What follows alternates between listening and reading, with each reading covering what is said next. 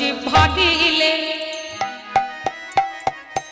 বদনে শুধু হব্বা হব্বা বলি, হা গোবিন্দ প্রাণ গোবিন্দ বলিতে নারী।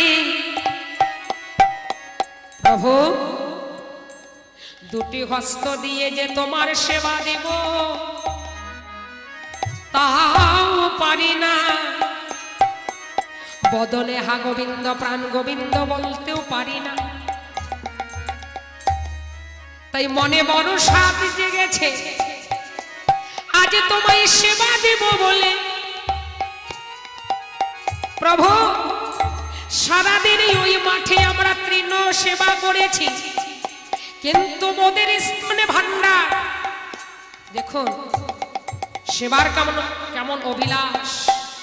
স্তন ভান্ডার তোমার জন্য রেখেছি, সন্তানদের বদনে দেয়নি।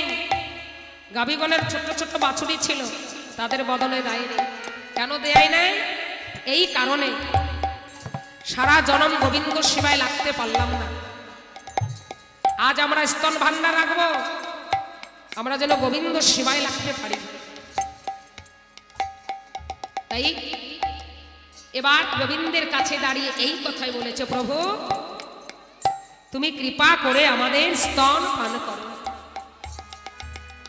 আমরা বড় আশা নিয়ে আছি প্রভু।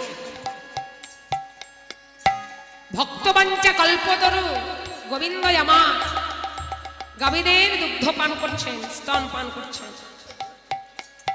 আর বাছুরিগুলিও সেদিন কেন মায়ের স্তন পান করলেন না? এই কারণে তাদেরও বহুদিনের আশা আমরা প্রসাদ পাব। মা যদি ভগবানের সেবায় লাগিতে পারে আর মায়ের সেই প্রসাদী স্তনে আমরা পাব, ইহাই মোদের বড়ই আশা। তাই অন্তর্যামী ভগবান অন্তরে বুঝতে পেরে এক এক গাভীর স্তন পান করছে, আর এক এক গাভী দর্শন মাত্রে কি হয়েছে জানেন? দুগ্ধ সবই পরে হে পাঠে প্রেমর তরঙ্গ উঠে, দুগ্ধ সবই পরে হে পাঠে প্রেমের তরঙ্গ উঠে, আজি স্নেহে গাভী সময় অঙ্গ চাটে রে, স্নেহে গাভী সময় অঙ্গ চাটে রে। অর্থাৎ মা যেমন সন্তানকে কোলে নিয়ে স্তন বদনে দিয়ে অঙ্গে হাতে বোলাইয়ে দেয়, তদ্রূপ গোবিন্দ যখন গাভীদের স্তন পান করছে অঙ্গে হাত বোলাইয়ে তো স্নেহ মমতা ভালোবাসা দিতে পারে না। কি করছে? যে জিভার দ্বারা তারা তৃণ সেবা করে সেই জিভা দিয়ে নয়, উল্টো জিভা, যে উল্টো জিভায় গোবিন্দের কোমল অঙ্গ লেহন করতে লাগলেন।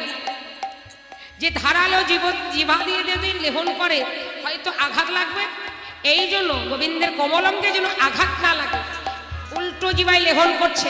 লেহন করিতে করিতে মুখের লালায় আর চোখের জলে দিয়ে বলে শ্যামঙ্গ ভিজাইয়ে দিল, মুখের লালিয়া চোখের জলে শ্যামঙ্গ ভিজাইয়ে দিল,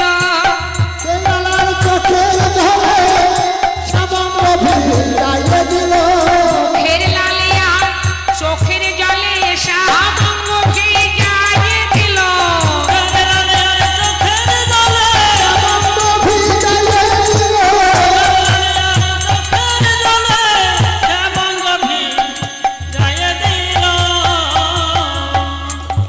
গোবিন্দ আমার সেই দিন গাভীদের স্তন পান করে বললেন, হে গাভীগণ, হে ধেনুবর্ষ, আগত জন্মে তোমরা সেবার দেহ পাবে, তোমরা মানব দেহ পাবে, সেই দিন তোমরা আমার চরণ সেবা করবে। তাই শাস্ত্রে সিদ্ধান্ত দিলেন যে গো জন্মের পর, গরু জন্মের পর মানব জন্ম।